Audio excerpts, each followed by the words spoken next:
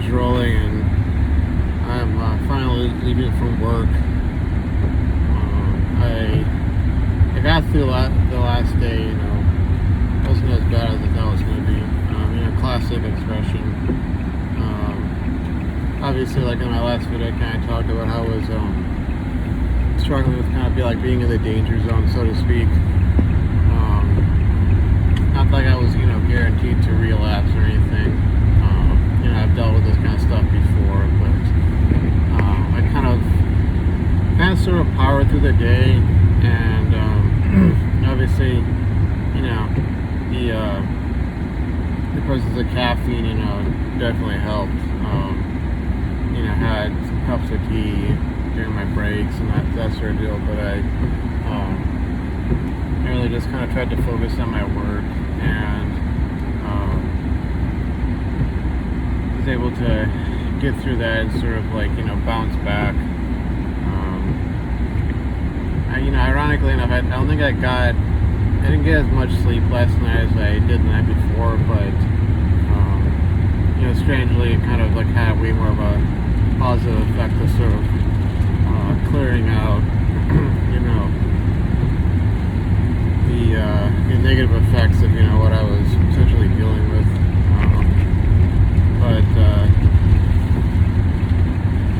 It's starting to rain now up here. But anyways, I guess that's sort of it's like another Nofap vlog update. Since I kind of posted about being in the danger zone last time, I wanted to sort of update folks on that. For those who to whom it may concern, but also sort of discuss sort of my state of mind. And I almost feel like some of the stuff that I'm thinking about right now is more relevant to sort of video where I just kind of give my sort of off the cuff perspective on some things. But like I said, I got through yesterday, went into today, and a couple of things have been happening at work. I already discussed the stuff that happened a couple of weeks ago, but what I'm talking about, going to be talking about right now is actually pretty positive, relatively speaking. I've really been pushing to learn new things. There have been some things I haven't really gotten to touch on as much at my work, because it's basically the work we do is kind of split into two sort of modules or groups of sub-modules within it, and I've pretty much been on one side during both my times there, including the second time around in this company. And for one thing, I not only realized that a lot of the marketable skills of what we do here are on the side that I wasn't really as much working on, but like when you think about recruiters and the buzzwords they look for, and the kind of work that different biotech companies do, and so on, it was really on the other side of sort of the lab, if you will, literally and figuratively speaking.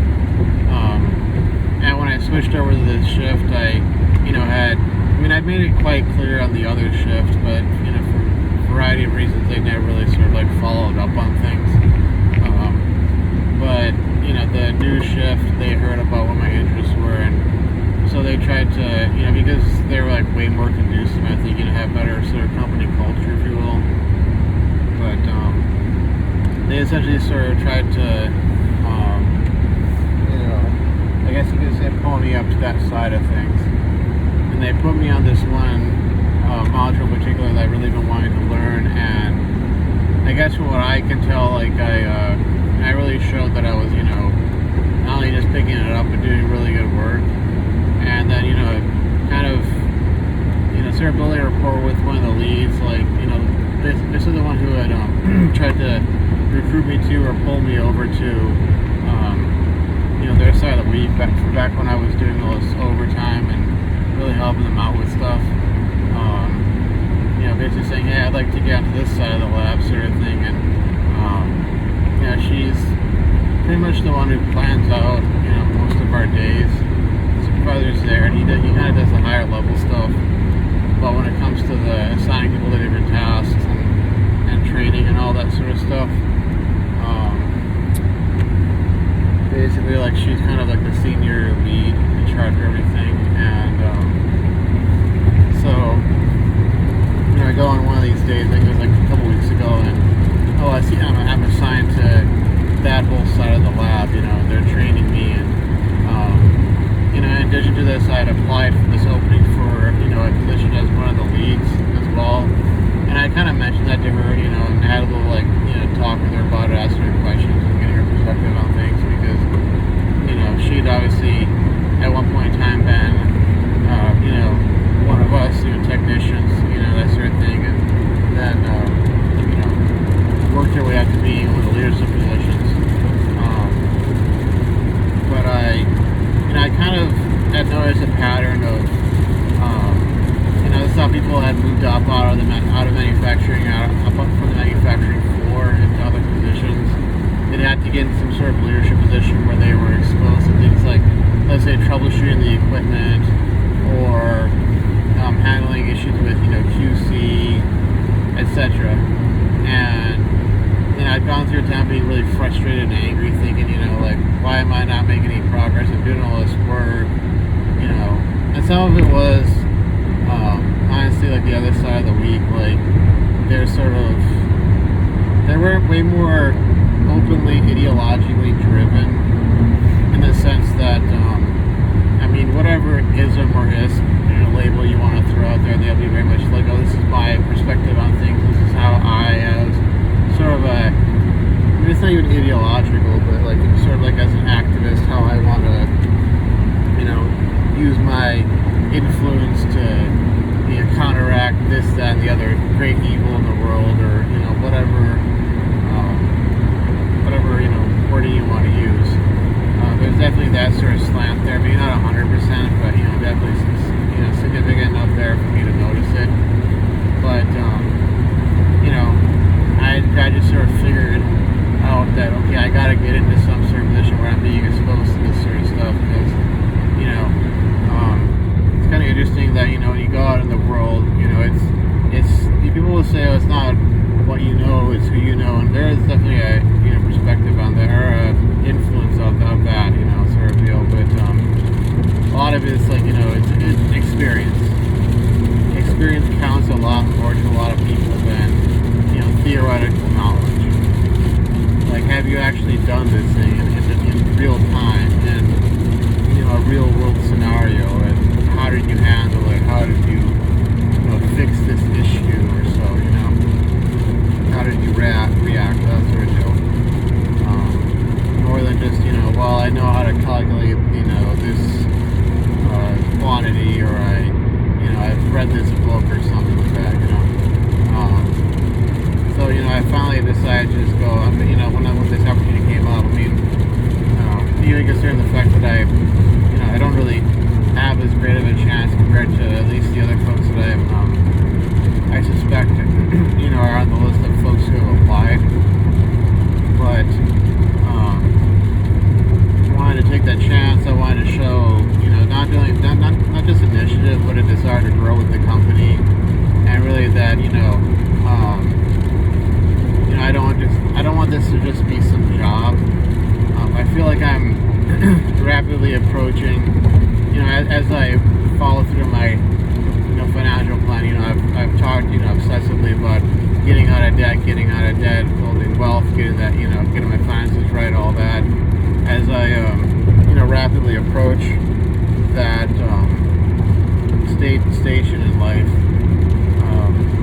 my perspective, or my, sort of goals or desires are changing, and it's becoming less about, well, I need a stable job, or I need a job where I'm doing some sort of cool stuff, to, wanting to be fulfilled and growing, and, having an impact, and,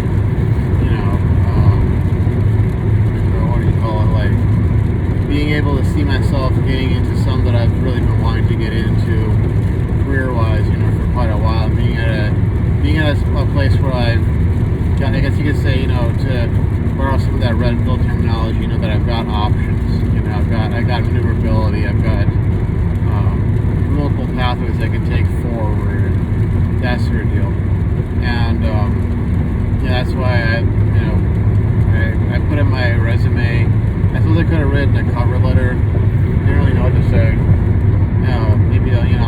I'll get a chance to talk about this during the interview process, which I'm having a half an hour long interview on Friday. I don't know if that's like the full interview or if that's just the phone screening, but at the very least, I'm showing initiative and desire to grow with the company, and I can get an idea or a feel for what they're really looking for something like this. And I was told at least that typically what happens, even if you don't get the position, you're not even like a backup lead, they will waitlist you to be a backup lead, assuming that they choose one of the backup leads to sort of like promote into the position of being a manufacturing lead. And that means that it's almost like being third in command, basically. Supervisor, nowadays the way they run things, the supervisor is not really in the lab, most of the time. There's times where they will come down to the lab, especially if they're gonna like deliver some consumables or do sort of like a walk around, safety walk around, or like something, some sort of inspection, like maybe a tour or whatever. But what is it? But most of the time it's probably like the senior most lead who will be in charge, or the leads will be down there. If the lead is, or one of the leads can't be there, so they'll like sort of, have the backup lead or one of the backup leads kind of step into that position. And so, on some level, you're having opportunities to do things, to take charge and learn things that you wouldn't have otherwise. So, I'd be perfectly fine with becoming backup lead. I now have almost like 2.5 years experience working in biotech in general, even if you that's including that that 6-month stint I did at the other company. So yeah, and I'm closing in on 2 years total at this company, adding up both stints. And I'm sure they may ask me why I left. You always get that kind of question. The answer I've always given was the commute, which that was a large part of it. Obviously, I'm not going to get into politics or personal philosophies or anything of that nature. I try and avoid that, or if I do bring stuff up like that, I try and couch it within the realm of humor for the most part. If that kind of stuff comes up, I try to be clever about it in conversation. So obviously, there's a slight chance that comments that may have been made in the past might come up. People, but not directly. It might be like, oh, well, we have this opinion of you, or, whatever the case may be. But I have striven, especially this time around, to really, 100% or nearly so be just go-getter, focused on work. Yeah, we got our work humor, we joke around about things, yada yada, but to really be this driven individual and put myself out there, taking on tasks that would otherwise be kind of dumped onto the list, or the plate, so to speak, that the lead has, and saying, oh, I'll take care of that, or I'll do this, or I'll write up this thing, or write up that report, or etc., that sort of deal. And trying to be more heavily involved in the goings on in the lab and elsewhere, and definitely training people in different processes, training new employees, that sort of a deal. But I'm hoping worst case scenario is that, okay, I get turned down for this position, which would be basically a promotion. I get waitlisted to be backup lead, and I keep my job. And because this is not a case of if they say no, this is not me having to sit in front of HR because I said some naughty word, or I got into some personal conflict with someone. It's them saying no to promoting me, but not saying no to sort of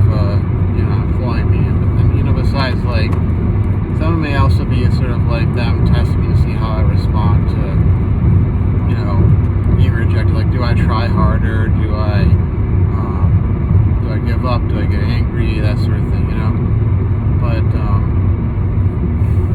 those are like the two like big positive things that have happened. And what's nice is visually speaking, like I get to fill up more of my my training matrix, and I could go like even add some more stuff to my resume, and I can if I was interviewing for let's say another company, I could really like confidently say yes, I have done these things, I have run these processes, et cetera, that sort of deal.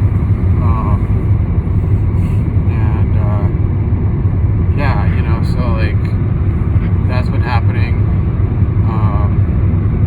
The other stuff is more like today was I again got invited out to get some dinner after work with this group of coworkers. I almost said friends, but I'm just gonna keep it as like coworkers. And I expressed some hesitancy, and they said that the other guy wasn't being invited, but and I was just kind of feeling off, that maybe I kind of expressed that in some of my behavior, but I kind of turned that down. I decided to try and stay back after work for a bit and work on some SolidWorks exercises, but ironically enough, all I did was I was trying to figure out how to add this feature to the drawing, or to the not just to the part, not to a drawing or a sketch or so, but like to a part. And I tried some stuff out. I'm probably going to have to go back and watch some videos again to sort of figure this out. But ironically enough, like even though I stayed for like an extra hour, like I ended up right back where I started. But I'm basically trying to add some of these cuts to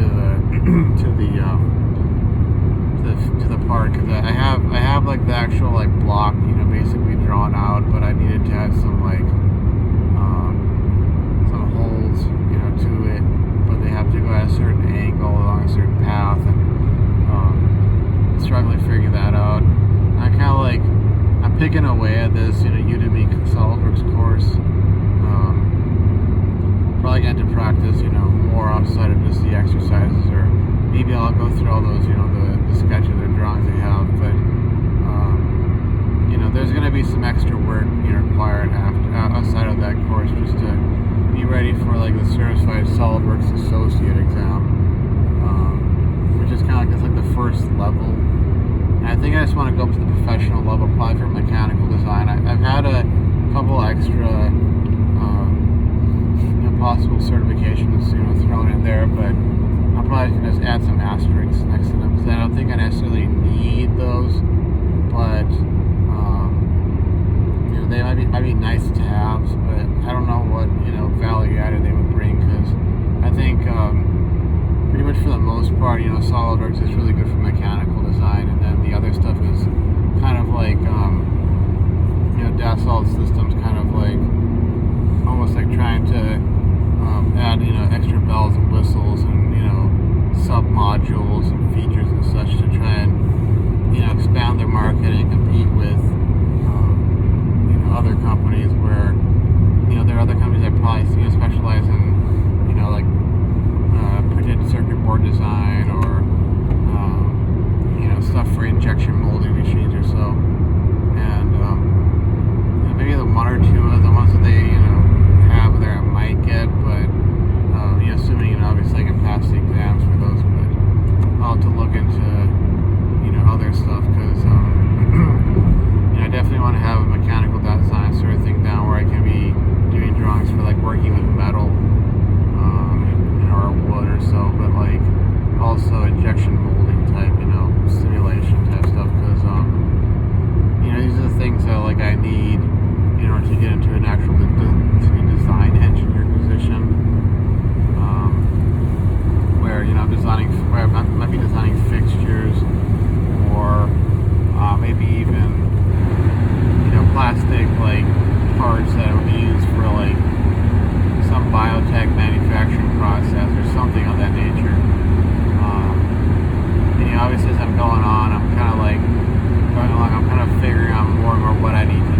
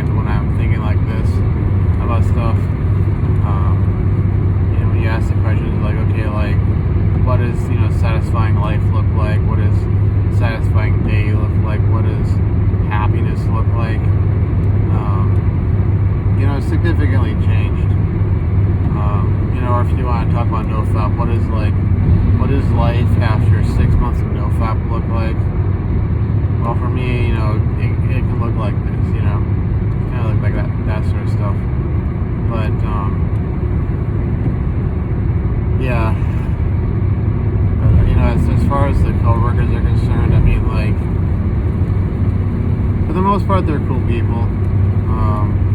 Obviously, like, you know, it may change on a dime how they think of me, but, you know, whether or not there's some, you know, girl out there looking for a guy like me or whatever, and, you know, I end up meeting him at work, or, you know, just if we're friends or whatever, like, the truth is, like, well, I don't want to come off as this, like, you know, quote unquote hard ass, you know, you know, dick or something like that. You know, work is work, you know. And I suppose some guys can get away with it, you know. Maybe in the Red Pill community, they'll say those guys, you know, they got game and you just don't have game, or, you know, whatever the case may be. But, you know, I kind of like wonder what is the ROI in that, you know, like even if you are able to, like, you know, get the girl at work, or you're able to have the, you know, the social life with your coworkers, that would be all cool and whatnot. Like, I wonder how much that ROI really is, you know, how much it's really worth. And, you know, besides, like, you know, having talked about spending an extra hour sitting at, you know, at work in the break room working on, you know, SolidWorks drawings, or, you know, features or parts, you know, I sort of feel like, I really wonder, like, even if I got all that, like, you know, and considering, like, you know, in light of thinking back on the girl I had, you know, crazy one-itis for in my undergrad, and, you know, the psycho ex-girlfriend, and all of that, like, how would that affect my trajectory in life, you know? Like, you know, I'm 35, I've never done it, even though obviously I've had, you know, I mean, I would be dealing with all this Nofap stuff if I didn't have the desire to have done it, you know, in some manner or form or another with, you know, with a woman.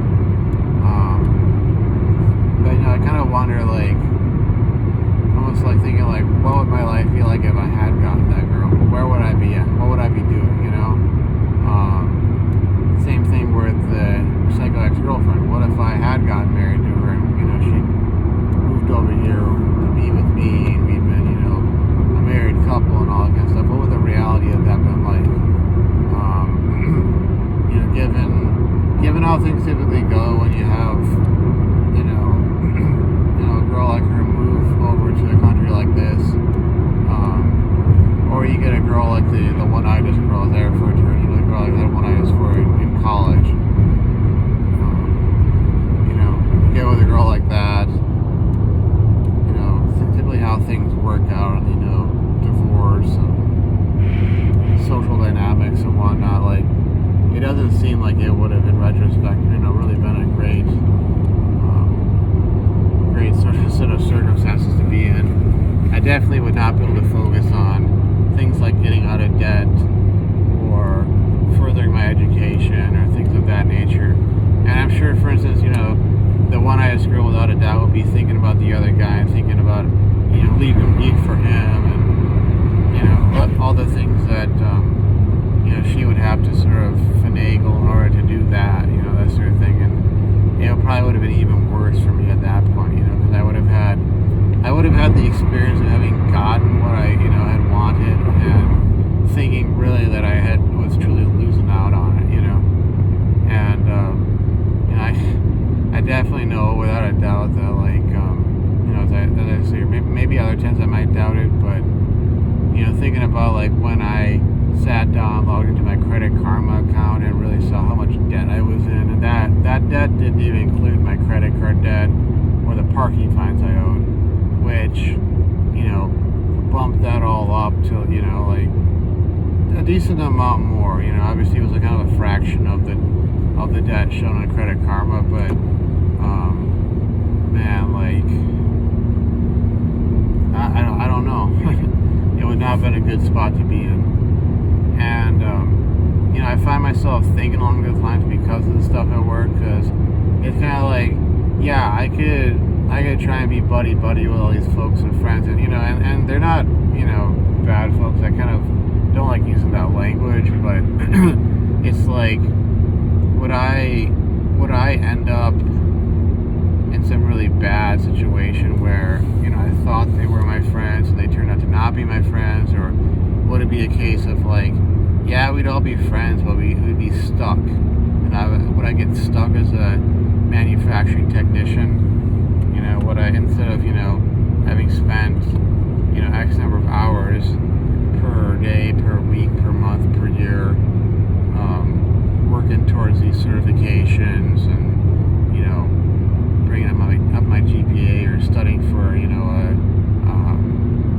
engineering training, exam, or, the FE exam or the PE exam, or so, like, would I end up stuck?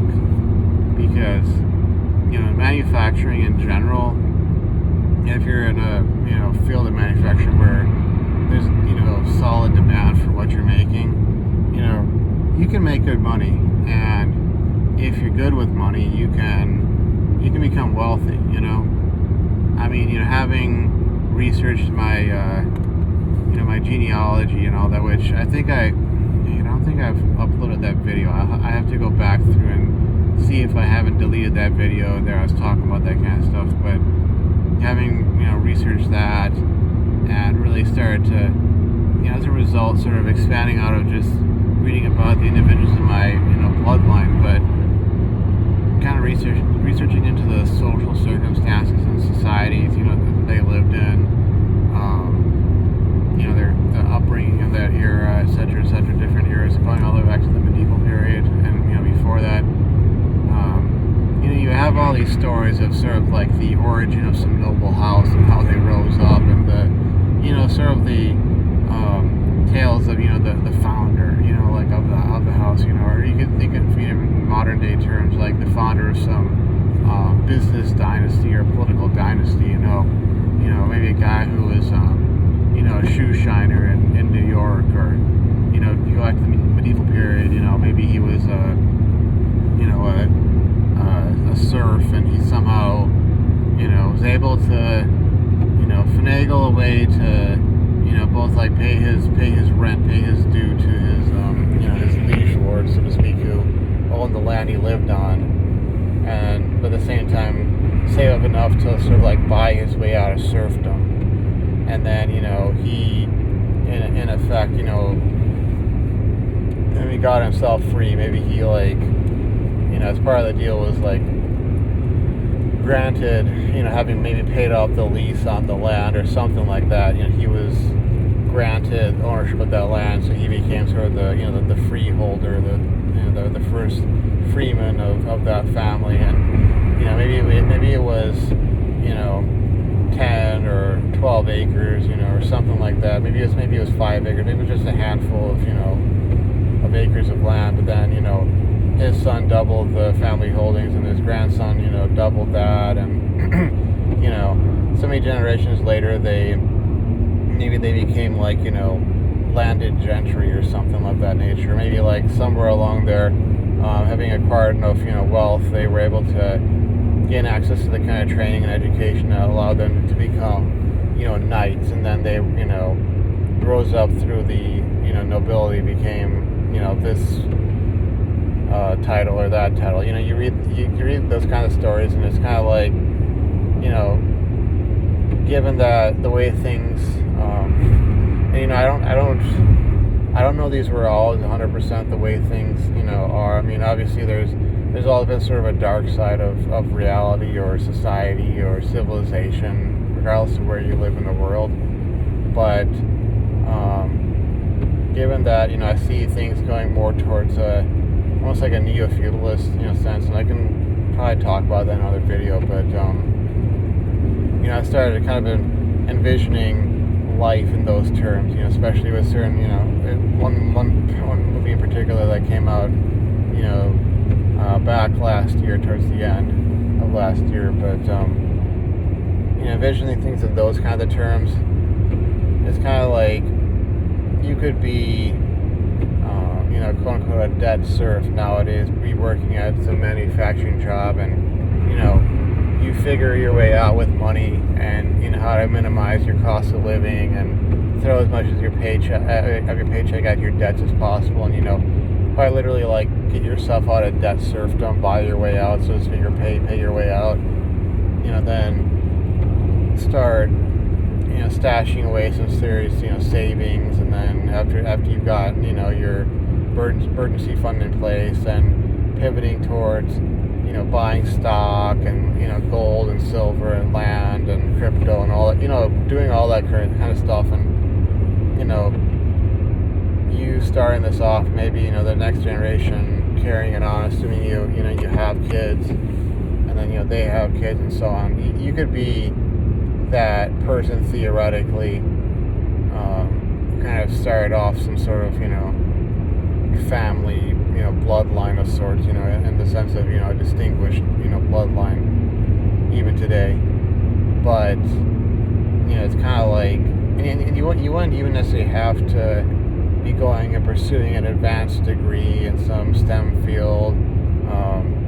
Definitely having a STEM background for me has significantly helped, but it's not necessarily like 100%, 150% required. But you could take that sort of path, get a master's, get a PhD, you can go to medical school, you can do all these things, but it's kind of like, if you're good with money, you got a little bit of luck, luck favors the prepared, that sort of thing, or fortune favors those who are prepared to embrace that, those opportunities. But you could build yourself up, is what I'm saying, without having to do those sort of things. So it's kind of like, then what's the point of all those other pursuits? Well, it's more about fulfillment and purpose, and having an impact, and having quote unquote done something of value with your life, and looking at things like that and considering that, taking that sort of stuff into account. That's why I kind of sort of waffle between, or I struggle with this sort of like, it's sort of like these influences back and forth, Yeah, I want a decent, easygoing, maybe not, I don't want to say easygoing job per se, but like manageable job, good job, nice job, where I'm not feeling like I'm in constant danger of, harassment or getting fired, or, things of that nature. Steady paycheck, but at the same time, it's almost like kind of I want to get to the point where that isn't sort of, a factor. It's kind of like going from, being in a state where you're like starving, and it's kind of like you don't want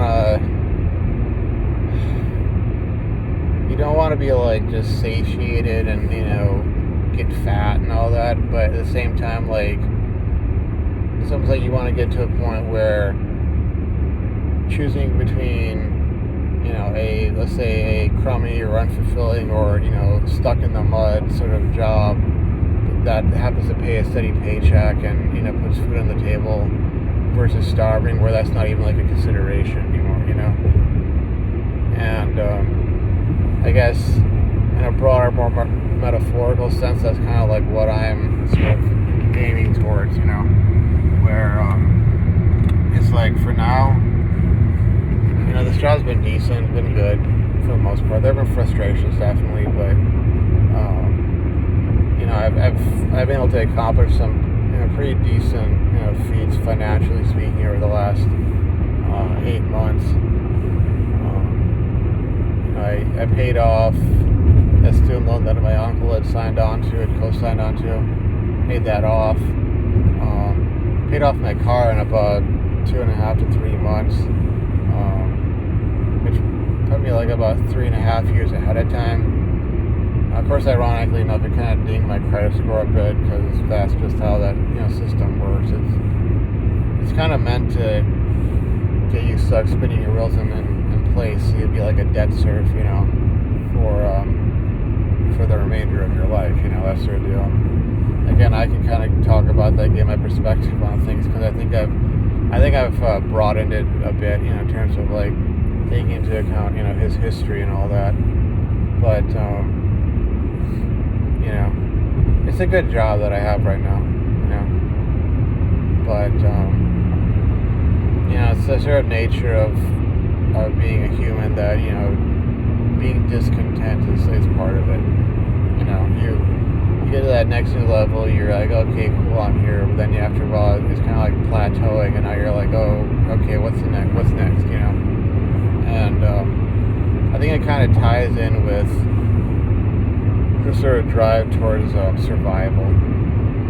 Just because it's kind of like, okay, you overcame one threat to your existence, okay, like, can't sit on our haunches and, relax, you relax too much. You gotta, like, be on some level alert for the next threat, sort of a thing. And the humans there were able to, master that, the ones who survived long enough to, pass on their genetics and, protect their offspring while their offspring are vulnerable. And that's why, I guess that's part of why we're here today. So, this is a long video. I didn't realize it'd be this long of a drive. But, it's kind of some of the stuff that's in my mind.